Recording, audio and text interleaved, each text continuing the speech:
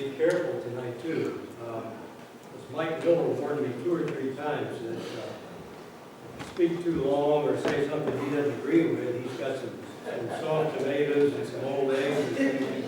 I'm going to start. Check the mic. Dennis, check the mic, see if it's working, if we don't hear you. Check the button inside, okay?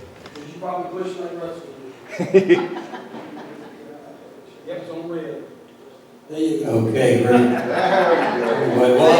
Well, I'll say that one more time. Mike Miller already read me the riot act, and he's got some projectiles that he can throw up this way if I don't please him or if I go on too long or whatever. So I have to be careful since he's within pretty close distance here. Okay. I know on Wednesday nights, a lot of you come on Wednesday nights, and those of you who don't, know that Gus gives a question a lot of times, and he gives a series of questions. And it's like a little test. So let's pretend like we're on Wednesday night and Gus passes out a piece of paper, and I'm going to give you a question. And I hope you can all answer it. You can turn your sheets into me, afterwards. How would you define the word religion? That's a word we're using a lot today in society. I mean, you hear it every day, church and state, religion, and everything else. People talk about that.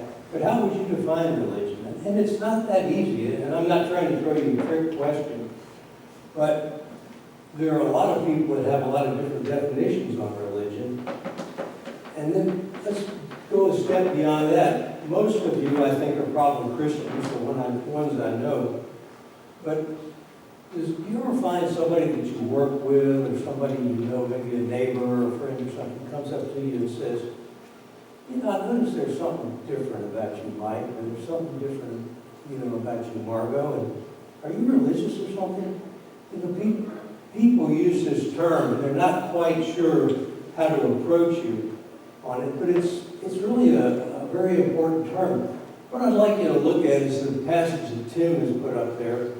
And this was Paul when he was up on Mars Hill. And he was preaching to all these pagans. He went up there where they had people that represented every religious view in the whole known Mediterranean world, and probably some outside of the Mediterranean world. And Paul said, he went through there and his heart was grieved because he saw all the idolatry and all. And he noticed there was another altar to another god that didn't even have a name. So Paul says, for as I passed by and beheld your devotions, I found an altar with this inscription, to the unknown God, whom therefore ye ignorantly worship, him declare I unto you. So we go to religion again. These people were very religious. They had all kinds of views about things. You could probably talk to them for 2 or 3 days about religion. Does anybody here ever take Latin? If you took Latin, the English word religion comes from a Latin word called religiare, which means to tie or bind. And you think, well, gosh, how did we get our English word religion from this idea to tie or to bind? And if you think about it, religion is something that ultimately ties you to itself, it binds you to itself.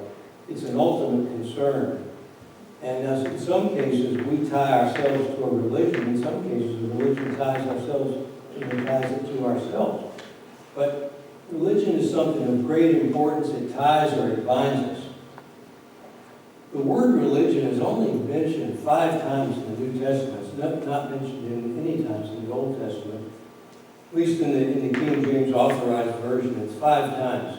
Paul uses it 3 times when speaking about his concerns with the Jewish religion. He tells people how he was very successful in Jewish religion.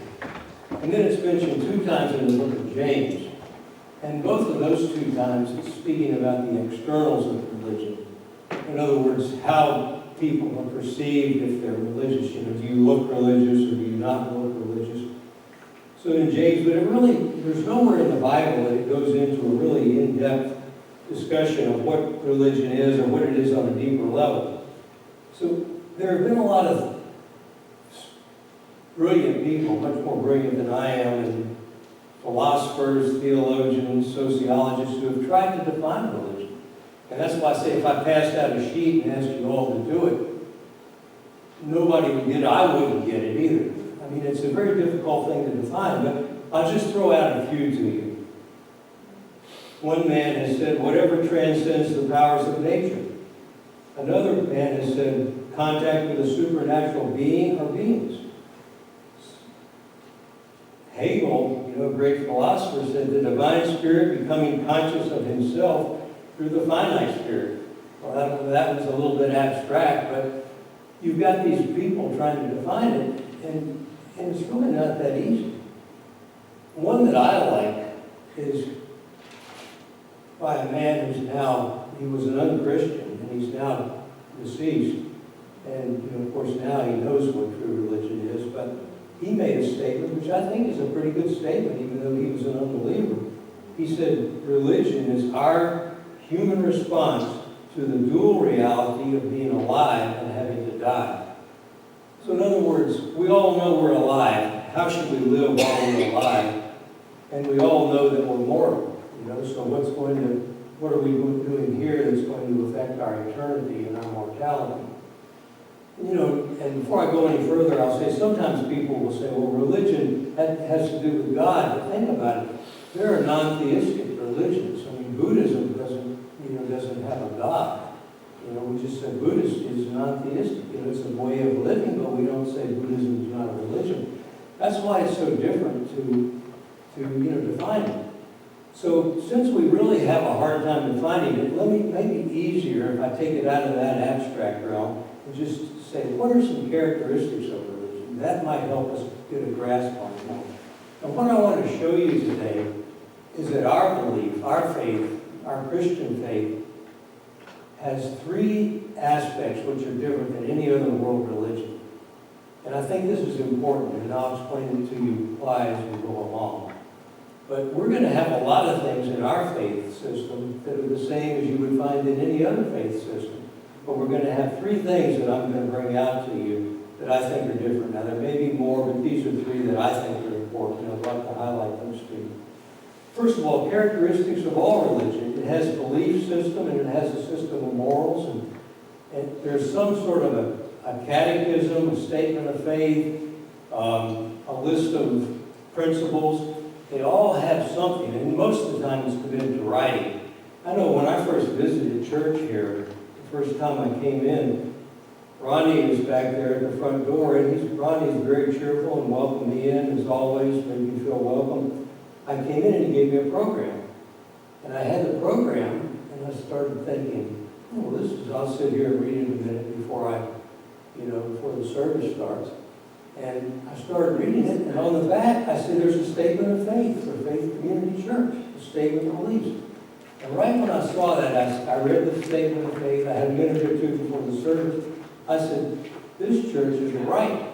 This church is not some aberrant church that's teaching some odd set of views. Sometime, if I ever have an opportunity, I'd like to go over with you on the statement of faith. I think it's a great statement of faith on the back of our bulletin. But I knew that this was a good church because I could take a look about the statement of faith. There are some groups I've walked into, and I've either looked online after I left, or they may have had something written in the church bulletin. I said, hey, this place I stay away from. But all religions have some set of beliefs and some set of morals, some set of practices. Second, all religions, ours included, have some set of guiding stories that they tell. Now, personally, the greatest guiding stories I feel are in this book. And, I believe every story in here is true. I believe the covers of this book are true. But there are a lot of religions that have these guiding stories, and some are not true. They're myths, but they give people inspiration. I know most of us probably had to take mythology when we were in high school. I know I did. I went to high school in Maryland. I think it was 10th grade. We had Greek and Roman mythology. They have all these myths, Well, the Greeks and the Romans and people used those as guidelines for themselves. They thought, Zeus did this, or Aphrodite did this, or Diana did this, and they used those as guiding principles. But, you know, other religions, Buddhism has stories about the Buddha, Islam has stories about what Muhammad did. Personally, I don't believe the writings of their books like I believe this one, but they do have these guiding stories. And these myths are a lot like, if you look at it on a national and a patriotic level, we all say, well, George Washington admitted he cut down the cherry tree, and we all, you know, use that as a guiding myth. You know, we see George Washington was a moral guy, and he agreed that he should be faithful, I mean, he should be honest, and yeah, I cut the tree down. Well, that's a myth that we as Americans live with, and it may be 100% true, maybe 90% true, maybe 70% true, I don't know, but all religions have those, even in Christianity we have those. If you think about it, have you ever heard stories about, again, now I'm not talking about the Bible's all true, but there are myths that we live with. I mean, you think about, you've heard stories about Dwight L. Moody and he did this, and or you've heard stories about a martyr in the first century, say 2 or 3 martyrs that, you know, said certain things when they were burned at the stake, or, you know, Fox's Book of Martyrs, it's Reformation heroes that were burned. We've all heard those kind of stories, and they're inspirational sometimes.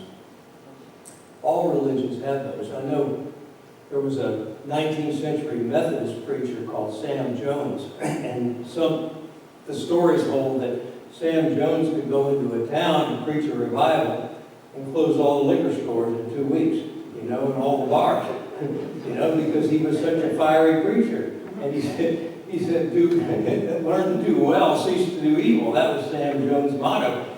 And those old fiery Methodist preachers, you know, in the 19th century, I'm not talking about the way they are today, but some of those old guys preached holiness, and he'd get in there and close all the saloons down in the town. At least that's what the myth holds. Now, maybe he closed 50% of the saloons in some of those towns, but still, it's something we live with. It gives us inspiration. All religions have these stories that follow. And finally, all religions have practices. Think about, I remember here, I don't know, 6, 8 months ago, when Scott was baptized. That was a ritual we do. We do rituals in the Christian church.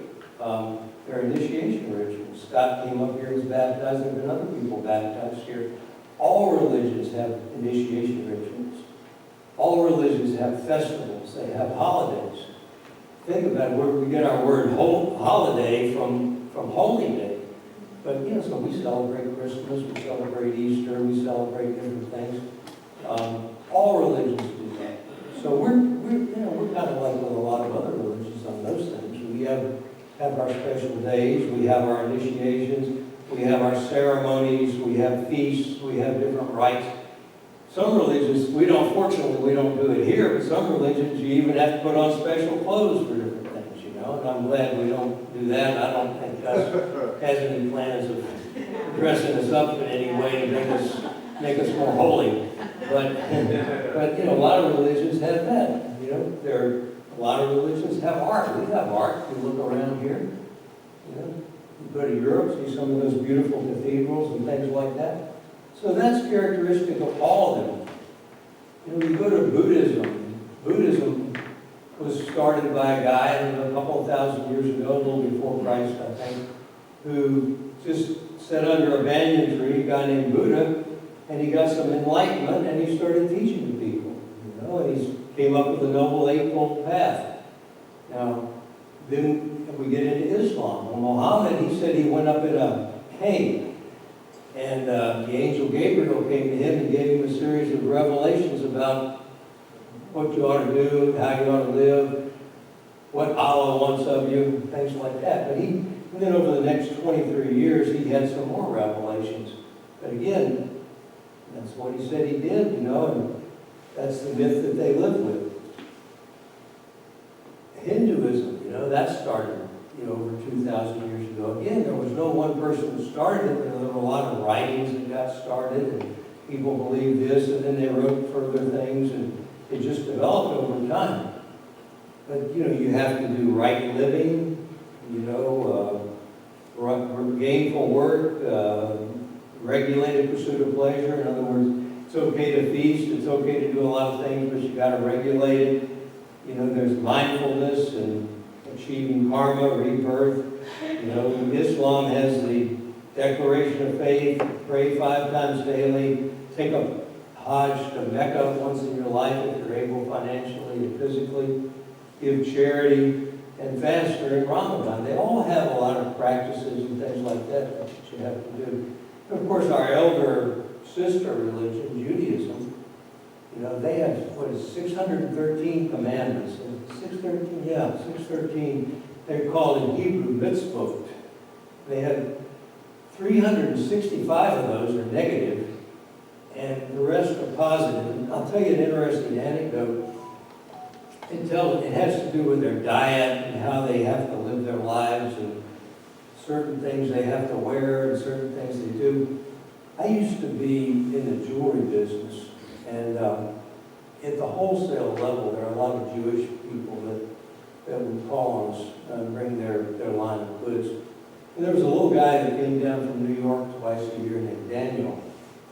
And his family were very Orthodox, and he was too. He wore the skull cap, and you could just tell he was very serious about Judaism. And I got to know Daniel over the years, and I knew he didn't know anybody here on the peninsula.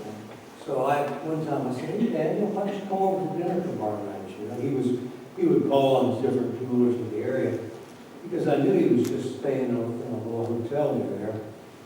And Daniel wouldn't really answer me, you know. He kind of hemmed and hawed around. He didn't want to offend me, but he didn't want to tell me he was coming to my house.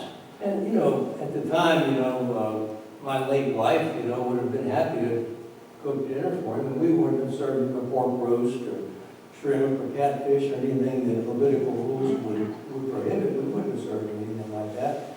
But I could tell he, in a polite way, was telling me he didn't want to come. Well, I started thinking about it over the next few days, and I realized, because he and I got along, it's not that he didn't like me, but he figured out pretty quickly that my wife, my late wife at the time, didn't keep a kosher kitchen.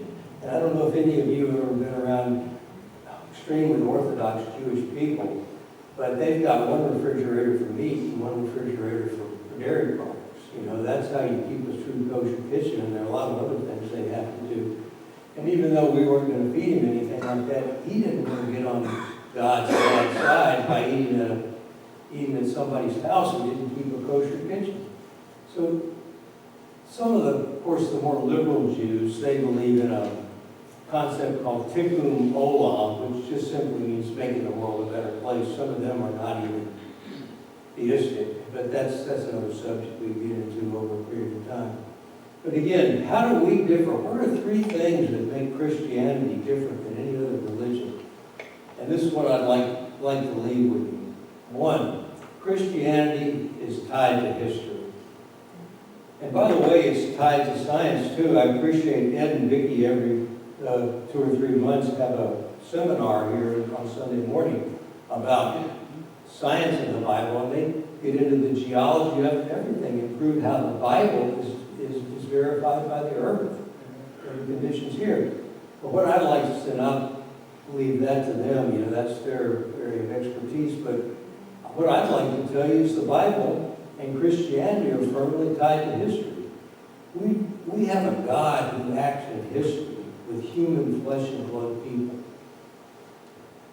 If you go, I think it's, let's see here, 2nd chapter of Genesis, 2 rivers are mentioned that are still known today.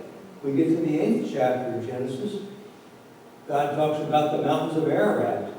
Well, everybody knows what the mountains of Ararat are. It's where the Noah's Ark landed. So we start hearing about the mountains of Ararat. Then we start hearing about the Euphrates River, the Nile River, Mount Sinai, all of these different geographical features. And then we start hearing about these different kingdoms and these other figures, King Xerxes, Sargon, Sanballat, Pharaoh Shishak. Now, a lot of the pharaohs, we don't know what their names were, but Pharaoh Shishak, we hear about him. So, well, anybody could have written that and put it in the Bible. Well, not really, because you can document all of this from secular history and secular archaeology. It's much like, Ed and Vicky, when they give their talk, they'll say, hey, just don't believe me because I say it's in the Bible. But here's what, I'm going to show you these geological features. I'm going to show you this floodplain. Well, it's much the same way here with history. You know, in the Old Testament, there are over 30 pagan kings and figures, religious figures that are mentioned, that are not even, you don't even have to go to the Bible to document them. They're documented by archaeology. They're documented by old papyrus records we found, scrolls, carvings and etchings on buildings, cornerstones. 30 figures that are documented from secular history. You don't even say, well, sure, well, they're in the Bible, well, they're confirmed. The Bible confirms, or that confirms the Bible. I'll start, I guess the way I should phrase this, I'll start with the Bible. These 30 characters are in the Bible, but you can go out to secular history, secular archaeology and find them.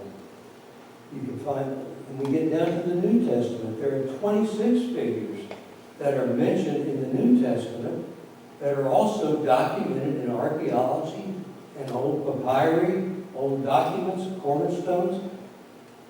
Caesar Augustus, Pilate, Drusilla, King Agrippa. I could keep on going, and one of the things that was really nice here, when we first started coming to church here, Gus was going through Acts. And Acts just is full of those people. You can go to old Roman ruins and everything else and find all of these people who are listed. And to me, that's, I don't need that because I believe what's in this book. The Holy Spirit gives me the inspiration, or tells me what's in this book, and I don't question it. But it's nice to know that you can go to some other sources and it's there too. Felix, Festus, all of those people are there. Caiaphas, the Mount of Olives. You can go stand on some of you probably stood on the Mount of Olives before. The one I like is in John 4 when Jesus is talking to the woman at the well. And he's talking to her about where you worship. And he says, you people worship at this mountain here. And he was talking about Mount Gerizim. You can still go over to the Middle East and see Mount Gerizim. Right there. Of course, here, all of this is confirmed. Let me read you a verse, 2 Peter 1:16. This is Peter talking. For we have not followed cunningly devised fables when we made known unto you the power and coming of our Lord Jesus Christ, but were eyewitnesses of his majesty.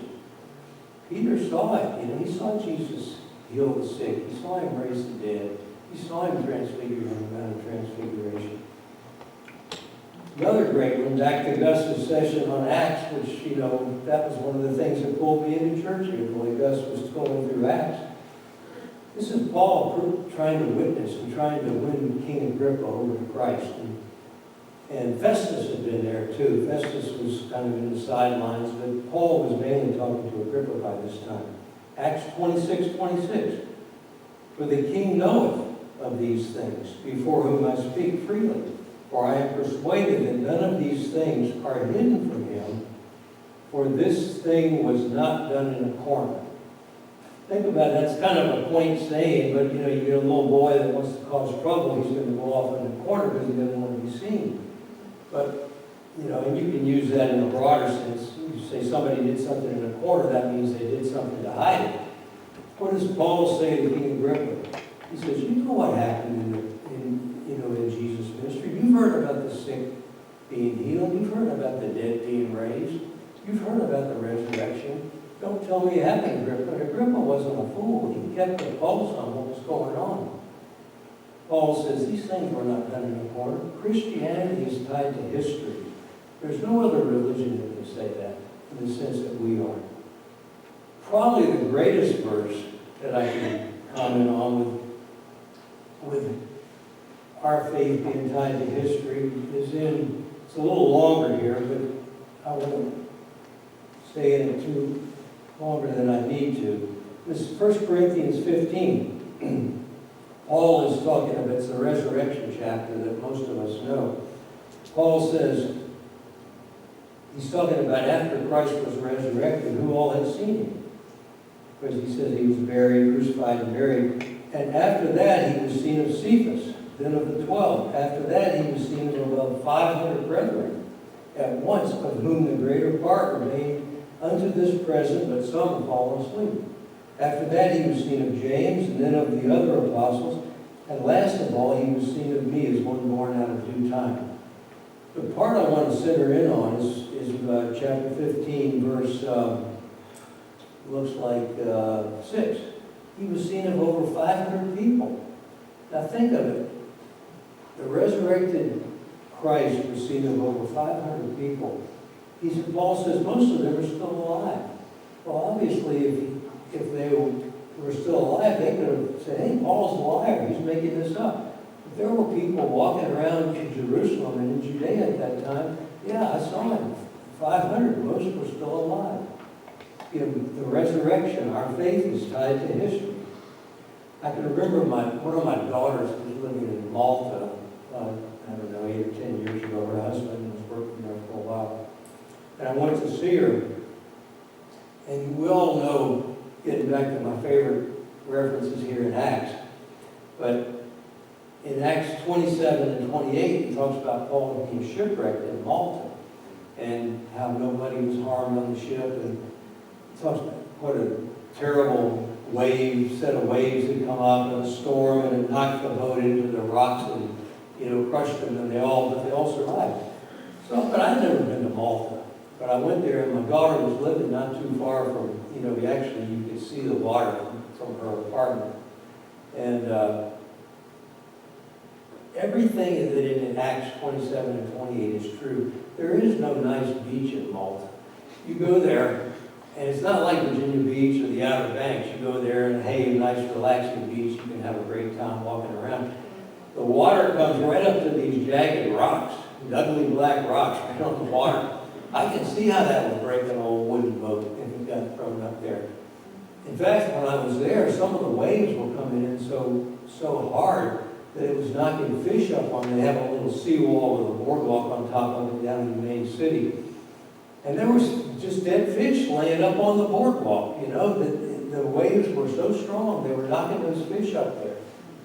Well, all you have to do is believe Acts 27 and 28. Paul Dr. Luke, who wrote Acts, was speaking the truth. Our faith is tied to history. Next, the second point. That was the first point. We're tied to history. The second point, no other religion was like this either. The uniqueness of Christ. He's more than a prophet. All these other religions were started by people who claimed to be prophets. They said, I'm speaking for God. Well, that's fine. Jesus also spoke for God. But he was also a priest and a king. And this is a little difficult to understand, and don't take me wrong. But I believe in everything Christ taught us to do. He taught Mary and Martha to chill out a little bit and be concerned with the more important things. And he taught the rich young ruler what his priorities in life should have been. And in the Sermon on the Mount, he taught everybody how they ought to live, how you ought to treat people. But even more important than what Jesus taught was who he was. Because it was the sacrifice of the Son of God, it was his sacrifice was even more fundamental than what he taught, his person. You have God incarnate. Any other religion, it's got somebody who's done a lot of teaching. Christianity has a founder who's, if you take Christ out of Christianity, you don't have Christianity anymore. You can take Muhammad from Islam, you can take Confucius from Confucianism. Somebody else could have given that message, but nobody could have taken the place of Jesus Christ. One of the most important verses, the most important question in the Bible, let's put it this way. I think the most important, some people may disagree with me. I don't know, Mike may disagree with me, or Gus, or somebody else may disagree with me on this, but I think arguably one of the most important questions in the Bible is in Matthew 22:42. And what had happened, Jesus had just been confronted a few verses before that by the Herodians and the Sadducees and the scribes. And so then the Pharisees came up to him. And the Pharisees said, he could just see they were looking for a way to catch him up. And he kind of jumped them before they could get him. He said, he looks across at these guys and he said, "What think ye of Christ? Whose son is he?" In other words, think about that. That's probably the most important question most people are ever going to have to answer. What think ye of Christ? Whose son is he? Of course, they said, "Son of David." He said, "Yeah, but I one up you on that." He went back to Psalm 110:1 and said, if David called him Lord, how can he only be his son? And the point was, he's very God, a very God. He's very man, a very man. He's the God-man, Jesus Christ. He is fundamental to our faith. And you've got to answer that question, who is Christ? Of course, Peter answered it on the Mount of Transfiguration, too. Not on the mountain, but he was up on the mountain and answered that. I don't know if anybody ever remembers the old Billy Graham crusades, but he would always have a banner behind his podium, a great big banner, and it said, John 14:6, "I am the way, the truth, and the life. No man cometh unto the Father but by me." Well, that's true. You can't separate Christianity from Christ. You can't say that about any other world religion. So that's number two. We've got our tie to history and science. We've got our tie to the uniqueness of a man that can't be replicated in any other religion, who died on a cross and nobody else dying on a cross would have done anything. Finally, we're going to get into one that is more obvious to most of you, and I'm starting to wind down a little bit, but this is the third way that we're different. Method of salvation. If you think about it, all religions have something you have to do to make God happy. This young man, Daniel, that, used to call on me and, in the store, he felt like he had to eat the right things to keep God happy. There are other people who feel like they have to wear certain clothes to keep God happy. Other people who feel like they've got to have certain festivals or ceremonies or whatever they do, go through some kind of ritual or be a good citizen, a good doobie, whatever they feel like they've got to do something. But what is Christianity? Think about the difference. All religions in the world have some set of do, and you might make God happy, or maybe you'll merge with the cosmos in some of the Eastern religions. You'll become a part of nirvana and the oneness of the universe. Christianity doesn't say that. It doesn't say do. It says done. Yeah. It just says done. That's all. I used to work with a guy who was a member of a particular pseudo-Christian sect, a cult. And I won't mention the name of it. It's to be a distraction, but if you come up to me afterward, I'll tell you what he was in. But he was telling me about all these things he had to do. And I do this, and this particular group teaches there are three heavens. And I'm going to do this, and I'm going to do that to get up to the third heaven and everything.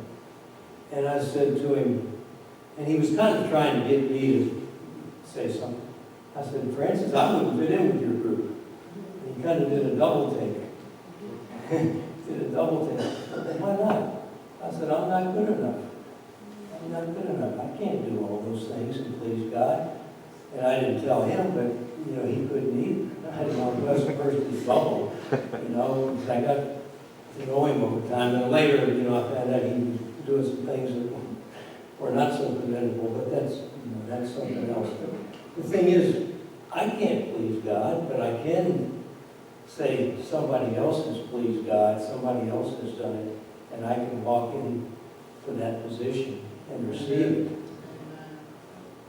Titus 3:5, one of my favorite verses. "Not by works of righteousness which we have done, but according to his mercy he has saved us, by the washing of regeneration and renewing of the Holy Ghost." That's the only way I'm going to make it. But anyway, so there are three things that I hope that I can leave with you tonight that make our faith different than any other world faith. And I'm not here to criticize other people. There are faithful, nice people, good people in all religions. But I'm just talking about the religious systems. There are three things we believe that nobody else believes. And the three things I think make us, the religion I want to be a part of, and me to honor the founder of the religion that we believe. So in conclusion, are you religious? I don't know. Think about it. Well, yes, you are, and if you're a Christian, in some ways, no, you're not. But same thing for me. In some ways, I'm religious, but in some ways, I'm not. In some ways, I'm just a follower of Christ, and I'm just an unworthy sinner that's standing here, taking His grace into myself. So, as an application, many of you end up talking to people at work, you talk to your neighbors, you talk to your friends and relatives, and you're not going to run into a lot of people trying to get you to join the Hare Krishnas or some of these odd groups, or even you're not going to get many people trying to get you to join Islam or Hinduism or Mohammedanism or anything else. It's just not going to happen here on the peninsula. But you are going to run into people and say, well, Scott, I can see you're a pretty good guy, and I respect your religion, but, there's good in all religion, and I don't go to church, but I'm not against it. I'm for all religion. That's all pretty good stuff. But what we ought to be thinking is, hey, I appreciate your kind comments, but let me tell you a few things that are different about my faith. And my faith is not like the faith that you just saw down there at the Islamic mosque. Or my faith is not like the faith you saw. All religions are not the same. And I'm going to tell you at least three things that are different about my faith. That's number one. So your practical application. Number two, Thanksgiving's coming up. We all ought to be thankful, for everything. We all have a lot of material blessings and things. Well, what else should we be thankful for? That we have a religion that doesn't say do. We have a religion that says done. And all we have to do is step into it, Something that God has already done for us. I'll end by saying, I'm a bad man, but I have a good religion. And that's what's going to pull. That's what's going to pull me through. So if I could sing for you, I would, but you don't want to hear me sing. But one of my favorite hymns is an old Charles Wesley hymn, It's amazing love, and can it be? And can it be that I should gain an interest in the Savior's blood? Died He for me who caused His pain? Me who Him to death pursued. Amazing love, how can it be that Thou, my God, wouldst die for me? So thank you, and I'll turn back to God.